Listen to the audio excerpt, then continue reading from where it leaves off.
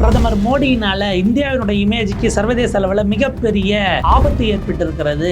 இந்தியாவை இன்னைக்கு யாருமே மதிக்காமல் போய்விட்டார்கள். அதற்கு பிரதமரை மையப்படுத்தி நடந்த பாலிடிக்ஸ் தான் காரணம் அப்படின்னு கடுமையான விமர்சனங்களை காங்கிரஸ் கட்சி முன்வைத்திருக்கிறது. ஏதாவது ஒன்றுனா யாருக்காவது ஃபோனை பண்ணி பேசுறதுங்கிறதோட ஒரு பிரதமரோட வேலை முடிஞ்சு போச்சா அப்படின்னா உலகத் தலைவர்கள் எப்படி மதிப்பாங்க? இவர் விஸ்வ குரு இல்லை, விஸ்வ ஃபோனே அப்படின்ற வகையில் கடுமையான அடுக்கடுக்கான குற்றச்சாட்டுகள். பாகிஸ்தான் நல்லா இன்னைக்கு பஞ்சாயத்து பண்ணக்கூடிய அளவுக்கு சர்வதேச அளவில் நாட்டாம பண்ணுற இடத்துக்கு போகுது அப்படின்னா இந்தியாவுக்கான மதிப்பு என்பது ஏன் குறைந்தது? இதற்கு மோடி அவர்கள் பதில் சொல்ல வேண்டும் என்கிற காங்கிரசினுடைய விமர்சனத்தை பிரதமர் மோடி வேறு விதமாக திருப்பி இருக்கிறார். காங்கிரஸ் இந்த மாதிரிலாம் பேசுறதுனால வெளிநாட்டில் இருக்கக்கூடிய இந்தியர்களுக்கு ஆபத்து அப்படின்னு அவர் வேறு விதமாக அதை அரசியல் படுத்தி இருக்கிறார். மிக நெருக்கடியான ஒரு சூழலில் இன்றைக்கு நகர்ந்திருக்கிறது. இந்தியாவினுடைய சர்வதேச அரங்கில் இருக்கக்கூடிய இமேஜ் எப்படி நகர்கிறது விரிவாக அலசுகிறது இந்த செய்தி தொகுப்பு. இந்தியாவினுடைய வெளியுறவு கொள்கை படுதோல்வி அடைந்திருக்கிறது அப்படின்னு ராகுல் காந்தி அவர்கள் கடந்த வாரம் ஒரு பெரும் விமர்சனத்தை வைத்திருந்தார். இப்போ அதை தொடர்ந்து கையில் எடுத்து காங்கிரஸ் அடுத்தடுத்த கட்டங்களுக்கு நகர்த்துகிறது. டெக்கான் ஹெரால்டினுடைய நியூஸ் பார்க்குறோம். பர்சனாலிட்டி ட்ரிவன் ஃபாரின் பாலிசி, தனிநபரை முன்னிலைப்படுத்தி எடுத்து சென்ற வெளியுறவு கொள்கை என்பது எக்ஸ்போஸ்டு விஸ்வகுரு அஸ் விஸ்வ ஃபோனே. அதாவது பார்த்தீங்கன்னா விஸ்வகுருன்னு இவங்களாம் சொல்லிக்கிட்டு இருந்தாங்க. ஆனால் அவங்கெல்லாம் இவர் என்னவா வச்சுருக்குறாங்கன்னா, ஆமாம் அங்கே இருக்காருல்ல, எந்த விஷயம்னாலும் ஃபோன் பண்ணி நல்லா இருக்கீங்களா என்ன ஏதுன்னு கேட்பாப்புல, நல்ல மனுஷங்கிறதோட ஃபோனில் பேசுவார் அவராங்கிற லெவலுக்கு தான் வச்சுருக்குறாங்கங்கிற மாதிரி காங்கிரஸ் டிகட் பிஎம் மோடி அப்படிங்கிற ஒரு விஷயத்தை செய்தியாக ரிப்போர்ட் பண்ணியிருக்கிறாங்க. காங்கிரஸ் கட்சியினுடைய பொதுச் செயலாளர், அகில இந்திய பொதுச் செயலாளர் ஜெயலாம் ரமேஷ் அவர்கள் தான் அந்த கடுமையான குற்றச்சாட்டை வைக்கிறாங்க. அவங்க கேட்கக்கூடியது ஒரு plan to push over by United ஸ்டேட்ஸுங்கிறாங்க. நம்ம ஒரு நாடாக இருக்கிறோம், இங்கே ஆசிய பிராந்தியத்திலே மிகப்பெரிய மரியாதைக்குரிய நாடு, வளரும் நாடு. நீங்கள் வளர்ச்சி குறியீடுன்னு எடுத்தீங்க அப்படின்னா நாட்டினுடைய பொருளாதாரமும் மற்ற விஷயங்களும் எல்லாத்துலேயும் நம்ம தான் லீடிங்கில் இருக்கிறோம். ஆனால் நம்ம முயற்சி பண்ணியும் நம்மளை ஒரு இதாக மதித்து இப்போ சபையில் பஞ்சாயத்து பேசுகிறாங்க அப்படின்னா நம்மளை கூப்பிட்டுல செஞ்சுருக்கணும். நீங்கள் பெரிய மனுஷங்க பார்த்து செய்யுங்கிற மாதிரி செய்யாமல் பிரதமர் எடுத்த முயற்சிகளை எல்லாம் ஓரந்தள்ளிட்டு பாகிஸ்தானை உள்ளே கூப்பிட்டுருக்குறாங்க அப்படின்னா இது எந்த வகையில் சரியானது அப்படிங்கிற கேள்வியை கேட்குறாங்க. அதாவது இதில் வைக்கக்கூடியது பாகிஸ்தான் நடுவில் வந்து தலால் பண்ணிருச்சு. தலால்னால் உடனே புரோக்கருங்கிற அந்த வார்த்தையை பயன்படுத்தி ஜெய்சங்கர் அவர்கள் சொல்லும்போது தான் இது வந்து தலால் பண்ணுறதுன்னு நீங்கள் சொல்கிறீங்க, ஆனால் இது ஒரு கொலசல் ஃபெயிலியராக பார்க்க வேண்டியிருக்கிறது. மோடியினுடைய ஆப்ரேஷன் சிந்தூருக்கு பிறகு மிகப்பெரிய வெற்றியை நாம் அடைந்து விட்டோம். இது ரொம்ப கவனிக்க வேண்டிய இடம். ஆப்ரேஷன் சிந்தூரில் சர்வதேச நாடுகள் இங்கு நடத்தப்பட்ட, இங்கே வந்து டூரிஸ்டுகளை படுகொலை செய்த பாகிஸ்தான் பயங்கரவாதிகளை கண்டித்தார்கள். ஆனால் அவர்களை பின்னால் இருந்து செய்யக்கூடியது பாகிஸ்தான் ஒரு சார்ஜ் வச்சாங்க இல்லையா, அந்த சம்பவம் கண்டிக்கப்பட்டது. செய்தவர்களோ இல்லை இந்தியா வச்ச குற்றச்சாட்டின்படி அவர்களை வளர்த்தெடுப்பதே பாகிஸ்தானினுடைய நாட்டில் இருக்கக்கூடிய அமைப்புகள்ங்கிறத பொது வெளியில் சர்வதேச நாடுகள் நாட்டை பெயரை சொல்லி தீவிரவாதத்தை நீங்கள் வளர்க்கலாமான்னு கேட்டு ஒரு பெரிய கண்டனமெல்லாம் வரல. அப்போ சிந்தூருக்கு பிறகான வெற்றி நமக்கு தான் அந்த பிராந்தியத்தில் அப்படின்னு கிளைம் பண்ணும்போது இப்படி பாகிஸ்தானை கூப்பிட்டு பஞ்சாயத்து பண்ணுங்கள், மத்தியஸ்தம் பண்ணுங்கன்னு உலக நாடுகள் கூப்பிட்றாங்க அப்படின்னா அப்போ நம்ம சொன்னதை அவங்க ஏற்றுக்கிட்டாங்களா அல்லது நமக்கு சார்பாக ஒரு நிலைப்பாட்டை எடுக்க வருகிறார்களா? அப்படி எடுக்க வரலன்னா ஏன் அந்த இடம் வராமல் போச்சு, மோடி அரசு அந்த இடத்துல எப்படி தோத்துச்சுங்கிற ஒரு கேள்வியை வைக்கிறாங்க. அதாவது மோடி தான் இந்தியா, இந்தியா தான் மோடி. நம்ம விஜய் அவர்கள் கூட சொன்னார் இல்லையா, தமிழ்நாடுனா விஜய், விஜய்னா தமிழ்நாடு. இதுக்கெல்லாம் முன்னாடியே மோடி தான் இந்தியா, இந்தியா தான் மோடி. அதுக்கு முன்னாடி அதை சொன்னதுன்னா இந்திரா காந்தி அவர்கள் தான்.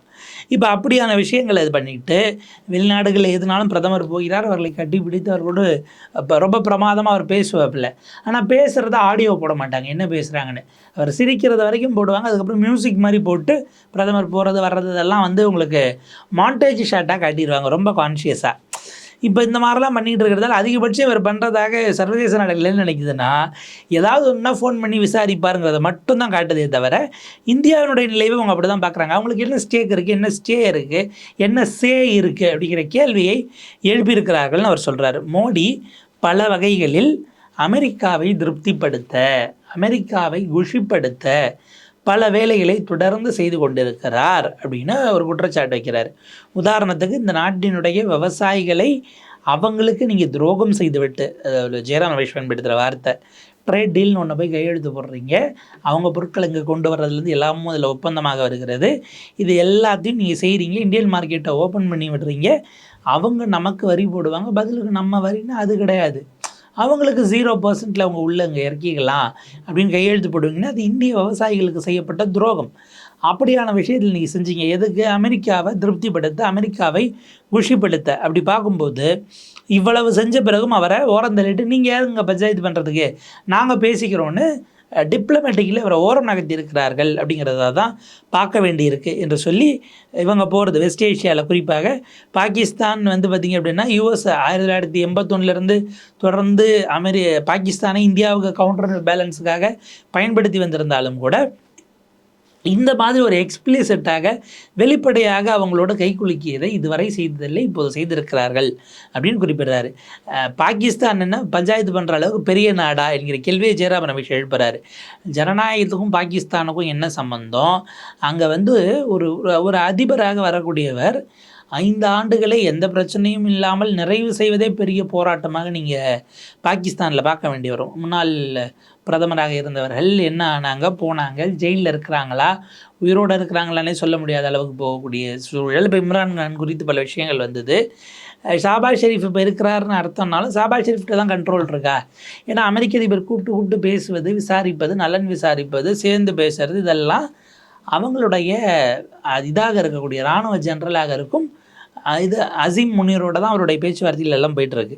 ஜனநாயகத்துக்கு எந்த சம்மந்தமும் இல்லாத அவங்களுடைய பொருளாதாரங்கிறதே இன்றைக்கி பாகிஸ்தானுடைய பொருளாதாரம் ஒட்டுமொத்தமாக ஒரு கூடையில் வச்சு கொண்டு போகிற அளவுக்கு தான் அவங்களுடைய பொருளாதாரமே இருக்கும். அப்படியான சூழலில் ஐஎம்எஃப்பை தான் நம்பி அவங்கக்கிட்ட பணம் வாங்கி தான் ஓட்டிக்கிட்டு இருக்கிறாங்க. சைனாவும் சவுதி அரேபியாவும் கொடுக்கக்கூடிய கடன்களை வாங்கி செயல்படக்கூடிய ஒரு நாடாக இருக்குது. தீவிரவாதிகளை, பயங்கரவாதிகளை வளர்த்தெடுக்கக்கூடிய ஒரு நாடாக தொடர்ந்து செய்து கொண்டிருக்கிறது. அண்டை நாடுகளின் மீது தீவிரவாதிகளை குழுக்களை உருவாக்கி ஏவி விட்டு தாக்குதல் நடத்துகிற ஒரு மோசமான நிலையில் இருக்கக்கூடிய ஒரு நிலையில் இருக்கும் நாடு இவங்க பஞ்சாயத்து பண்ணுறதுக்கு தகுதியானவங்க அப்படின்றாங்கன்னா இது என்ன மாதிரி இருக்கும் அப்படிங்கிற கேள்வியை எழுப்புகிறாங்க. இதுக்கு முன்பாக கிளின்டனோ, புஷ்ஷோ, ஒபாமாவோ, பைடனோ இவங்க வேறு விதமாக அதை டீல் பண்ணாங்க. ஆனால் அந்த மும்பையில் நடத்தப்பட்ட டெரர் அட்டாக்குக்கு பிறகு பாகிஸ்தானை டிப்ளமேட்டிக்காக இங்கே நமக்கு மும்பை தாஜ் ஹோட்டலில் நடந்த அந்த விஷயங்கள்ங்கிறது ஞாபகம் இருக்கும்.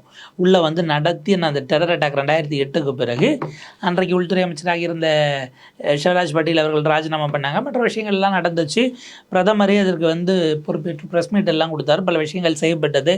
அதுக்கு பிறகு உள்துறை மாற்றப்பட்டது. இதெல்லாம் அரசு எடுத்துக்கிட்ட பொறுப்பு. ஆனால் உலக அரங்கில் இந்தியா பாகிஸ்தானை குறிவைத்து அவங்களுக்கு இருந்த அந்த விஷயங்களை காட்டி அதில் சம்மந்தப்பட்டவரை கடைசியில் இங்கே நம்ம வந்து மரண தண்டனையும் நிறைவேற்றக்கூடிய விஷயங்கள் எல்லாம் போச்சு.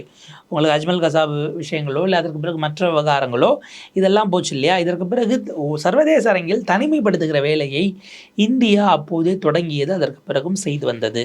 ஆனால் அது இப்போ இன்னமும் அவங்க பயங்கரவாதத்தை ஆதரிக்கிற நாடாக சர்வதேச அளவில் இருந்த அந்த ஒரு தடை அல்லது எல்லாரோடையும் சேர்த்துக்க முடியாதுங்கிற இடத்திலிருந்து இன்றைக்கு வேறு ஒரு நிலையை அந்த அரசு, அந்த ஆட்சி, அந்த நாடு அடைந்திருக்கிறது.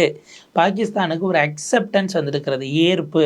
அவங்க வந்தால் என்ன, அவங்க இருந்தால் என்ன, உள்ள நாட்டில் அப்படி தீவிரவாத குழுக்களை வளர்த்தால் என்ன என்கிற இடத்திற்கு வந்திருக்கு. அப்படின்னா இதை வந்து பாகிஸ்தான் ஹஸ் பிகம் அப்படிங்கிற இடம் தான் ஜெய்சங்கருடைய அந்த தலால் அப்படிங்கிற பாயிண்ட்டை பார்க்கும்போது நம்மளால் பண்ண முடியல, அவங்கள பண்ணுறத பெருசாக நம்ம ஏன் சொல்லுவானே என்கிற இடத்திலிருந்து வருகிறதே தவிர தலால்னு போகிற போக்கில் அவர் சொன்னது மோடி அரசினுடைய வெளியுறவு கொள்கை தோல்வி, வெளியுறவு ரீதியிலாக ராஜதந்திர ரீதியிலாக நடத்திய உரையாடல்களில் உரிய இலக்கை அடைய முடியாமல் இங்கே ஆப்ரேஷன் சிந்தூருக்கு பிறகு வெற்றி பெற்றிருந்தால் அவங்க செஞ்சது அவங்க தானே நீங்கள் உலகரங்களை கன்வின்ஸ் பண்ணியிருந்தா இந்த ஒரு நிலையே அவங்களுக்கு கிடைத்திருக்காது அல்லவா? அப்போ அந்த இடத்துல இந்த 3 வகையாகவும் நீங்கள் தோற்றதை இது உறுதி செய்கிறது என்று ஜெயராம் ரமேஷ் குறிப்பிடுகிறார்.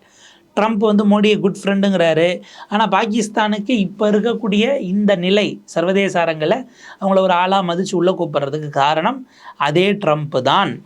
ரமேஷ் கேட்கிறார், ஜெயராம் ரமேஷ், உங்களுடைய நண்பர் இதை செய்வதற்கு நீங்கள் எப்படி அமைதியாக அதை இருந்து பார்க்கிறீர்கள்? பேசியிருக்க வேண்டாமா? எடுத்து சொல்லியிருக்க வேண்டாமா? பாகிஸ்தான் குறித்து தெரிய வைத்திருக்க வேண்டாமா?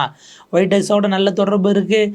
நீங்கள் பார்த்தீங்கன்னா பெரிய கொண்டாட்டம், இந்த ரஷ்யாவோட எண்ணெயை வாங்கிக்கலாம், 1 மாதம் நாங்கள் அதுக்கு தளர்வு தரோன்னு அமெரிக்காவினுடைய அந்த ட்ரெஷரி சார்பாக இல்லை இன்னொரு துறை சார்பாக வந்தப்போ மோடி எப்படி ஜெயிச்சிட்டார் பார்த்தீங்களா? ரஷ்யா ஆயிலை நம்ம வாங்கிறதுக்கு அமெரிக்காட்ட பர்மிஷன் அவங்க அலோடுன்னு போடுறாங்க, நாங்கள் அனுமதி கொடுக்குறோம்னு போடுறாங்க. அனுமதி கொடுக்க நீங்கள் யாருன்னு இல்லைங்க கேட்டுருக்கணும். பிரதமர் எப்படி ஒரு மாதம் பர்மிஷன் வாங்கிட்டார், ஸ்பெஷல் பர்மிஷன் பார்த்தீங்களா அப்படின்னுட்டு அதை கொண்டாடிக்கிட்டு இருந்தாங்க. அந்த மாதிரியான விஷயங்களில் தான் இருக்குது. இப்போ இதுக்கு பிரதமர் பதில் சொல்லுவார்னு பார்த்தா அவர் இதை அரசியல் ஆயுதமாக கையில் எடுக்கிறார். இதுதான் அதை விட மிக மிக பயங்கரமான ஒரு விஷயமாக மாறுகிறது. கேரளாவில் பிரதமர் பேசுகிறார். நீங்கள் அதை பாருங்கள், இந்த நியூ இண்டியன் எக்ஸ்பிரஸில். Congress remarks put Indian lives in West Asia at risk PM அப்படிங்கிற செய்தியை பார்க்கிறோம். இது பாருங்கள், அவங்க வைக்கக்கூடிய குற்றச்சாட்டுங்கிறது கவர்னன்ஸ் சார்ந்த குற்றச்சாட்டு. அவர் சொல்கிறார், காங்கிரஸ் இப்படியெல்லாம் தொடர்ந்து பேசுவதன் காரணமாக வெஸ்ட் ஏஷியாவில் நமக்கு பார்த்திங்க அப்படின்னா மேற்கு ஆசியாவில் அங்கே இருக்கக்கூடிய அரபு நாடுகள் இருக்கக்கூடிய இந்தியர்களின் உயிர் ஆபத்தில் இருக்கிறது, அந்த ஆபத்தை நோக்கி தள்ளுகிறது காங்கிரஸ்னு கேரளாவில் போய் பிரதமர் பிரச்சாரத்தில் பேசுகிறார். ராகுல் காந்தி மத்திய அரசு சரியாக செய்யலை அப்படின்னதும் காம்ப்ரமைஸ் ஆயிடுச்சு, ஜோக் மாதிரி பண்ணிகிட்டு இருக்காங்கன்னதுக்கான விமர்சனமாக இதை செய்கிறார்கள். அங்கே போய் செண்டை மேலமெல்லாம் வாசித்து அந்த ஃபோட்டோவை நம்ம பார்க்குறோம். கேம்பெயினில் பாலக்காட்டில் அவர் பேசியிருக்கிறது. கல்ஃப் கண்ட்ரியில் வேலை செய்யக்கூடியவர்களை எல்லா வகையிலும் அவர்களை பாதுகாக்க இந்த அரசு உரிய விஷயங்களை செய்கிறது. ஆனால் காங்கிரஸ் ஈரானில் நடக்கக்கூடிய இதை வைத்துக்கொண்டு அபாயகரமான பொறுப்பில்லாத கருத்துக்களை சொல்லி பிரச்சனையை தீவிரப்படுத்த பார்க்கிறது அப்படிங்கிற குற்றச்சாட்டை வைக்கிறாரு. லட்சக்கணக்கான மக்கள் கேரளாவிலேருந்து கல்ஃப் கண்ட்ரியில் ஒர்க் பண்ணுறாங்க. அங்கே போய் பிரதமர் இதை சொல்லி அந்த வாக்குறுதிகளை கொடுத்து தொடர்ந்து நாங்கள் உழைத்து கொண்டிருக்கிறோம், எந்த வகையிலும் இந்தியர்களுக்கு அங்கே பாதிப்பு ஏற்படாமல் இந்த அரசு பார்த்து கொண்டிருக்கிறது, ஒரு அரசு இதை பார்க்கணும், அந்த நம்பிக்கை ஏற்படணும், அது பிரச்சனை இல்லை. ஆனால் காங்கிரஸால் 1 கோடி இந்தியர்களுக்கு கல்ஃபில் இருக்கக்கூடியவர்களுக்கு இன்றைக்கு அவங்களுடைய நலன் குறித்தே கருத்தில் கொள்ளாமல் ஆபத்தை உண்டு பண்ணி அரசியல் ரீதியிலாக அறுவடை செய்ய காங்கிரஸ் பார்க்கிறதுன்னு ஒரு பகிரங்கமான குற்றச்சாட்டை அவர் வைத்திருக்கிறார். இதுதான் இப்போ சிக்கலுக்குரியதாக மாறுகிறது. ஏன்னா ராகுல் காந்தி சொன்னது அமெரிக்காவும் இஸ்ரேலும் என்ன சொல்லுகிறதோ அதை அப்படியே செய்யக்கூடியவராக இந்தியாவின் பிரதமர் இருக்கிறார். இந்தியாவின் நலனுக்காக அவர் செயல்படாமல் மாறாக தனி மனித நலனுக்காக மற்றபடி அவர் விரும்பக்கூடிய நிறுவனங்கள் அவங்களுடைய எக்ஸ்பேன்ஷன்ஸ் இந்த மாதிரியான விஷயங்களுக்கு தான் செய்கிறார்னு ஒரு குற்றச்சாட்டை ராகுல் காந்தி பேசியிருக்கிறார். அந்த குற்றச்சாட்டுக்கு பதிலை கேரளாவில் போய் பிரதமர் கொடுக்குறார். இப்போ என்ன கேள்வினா, இது சம்பந்தமான கேள்விகள் இருக்குல்ல, பிரதமர் இந்த விவகாரத்தை எங்கு பேசியிருக்க வேண்டும்? தேர்தல் பிரச்சாரத்திலையா பேசுறது? இப்போ ஒருவேளை சிம்பிள் இதை அஸ்ஸாமில் போகும்போது அவர் பேசியிருந்தால் கரெக்டாக இருந்திருக்கும்ல. ஏன்னா அங்கேயும் பிரச்சாரத்துக்கு தான் போகிறாரு. அப்போ கல்ஃப் கண்ட்ரியில் இருக்கக்கூடியவர்கள் பெருவாரியாக கேரளாவில் இருக்கும்போது நீங்கள் அங்கே உங்களுடைய அரசியல் நோக்கத்துக்காக பதில் சொல்கிறீங்க. இதை நீங்கள் பார்லிமெண்ட்டில் சொல்லியிருக்கணும் சார். பார்லிமெண்ட்டில் நீங்கள் பேசுனீங்க, எதிர்கேள்வியை வாங்கிட்டு அதுக்கு பதில் கொடுத்துருந்தீங்கன்னா அது வேறு. அதையும் செய்யாமல் உரிய ஃபோரம் இல்லாமல் பிரதமர் போயிருக்கிறார் அப்படிங்கிறது தான் இப்போ பிரச்சனைக்குரிய ஒரு விஷயமாக மாறி இருக்கிறது. சமீபத்தில் வந்திருக்கக்கூடிய செய்தி, குவைத்தில் இருக்கக்கூடிய ஒரு பவர் ஸ்டேஷன் அங்கே அட்டாக் நடந்திருக்கிறது. இந்திய வம்சாவளியை சேர்ந்த ஒரு இந்திய குடிமகன் அங்கே அவர் பலியாகி இருக்கிறாங்கிற செய்தி வருது. இதெல்லாம் கையை மீறி போகிறது அல்லது குறைந்தபட்ச விபத்து, இதுக்கு யார் பொறுப்புங்கிறதுக்குள்ளே நம்ம போகலை. ஆனால் கேள்வி என்ன அப்படின்னா, இந்த உறுதித்தன்மையை அங்கே இருக்கக்கூடியவர்களுக்கு உருவாக்கியதை அரசு ப்ரோஆக்டிவாக என்ன செய்திருக்கிறதுங்கிறத பிரதமர் வெளிப்படுத்தணும். மாறாக அவர் காங்கிரஸால் 1 கோடி இந்தியர்கள் கல்ஃபில் இருக்கிறவங்களுக்கு பாதிப்பு அப்படின்னா பொறுப்புடைய பிரதமர் செய்யக்கூடியதா? உங்கள் வாதப்படியே காங்கிரஸ் அரசியல் செய்கிறது என்று சொன்னால் நீங்கள் செய்வதற்கு பெயர் என்ன அப்படிங்கிற கேள்வி இருக்கிறது. ரொம்ப ரொம்ப முக்கியமானது. எந்த வகையிலும் நம்ம எந்த உயிரும் உயிர் தான். அங்கே இருக்கக்கூடிய இந்தியர்களானாலும் சரி, அந்த மண்ணை சேர்ந்தவர்களானாலும் சரி, வெவ்வேறு காரணங்களுக்காக வேலை செய்ய வந்த எந்த நாட்டு குடியுரிமை பெற்றவர்களாக இருந்தாலும் சரி, எல்லா உயிரும் பாதுகாக்கப்பட வேண்டியதுங்கிற இடத்திலிருந்து கவனிக்கணும். அதில் மாற்று கருத்து இல்லை. ஆனால் ஒரு அரசாக நீங்கள் இருக்கும்போது உங்களுக்கு கூடுதல் கன்சர்ன், அந்த பொறுப்பு இருக்கிறது அப்படிங்கிறது தான் பதிவு பண்ணுறாங்க. இந்த விவாதம் அப்படிங்கிறது திரும்ப திரும்ப அரசியலுக்குள்ளே சிக்காமல் அது ராஜதந்திர ரீதியிலாக நகர்ந்தால் அதுதான் தேவையானது என்பதை நாம் இந்த இடத்தில் பதிவு செய்ய வேண்டியிருக்கிறது. பார்ப்போம் மேற்கொண்டு எப்படி போகுதுன்னு.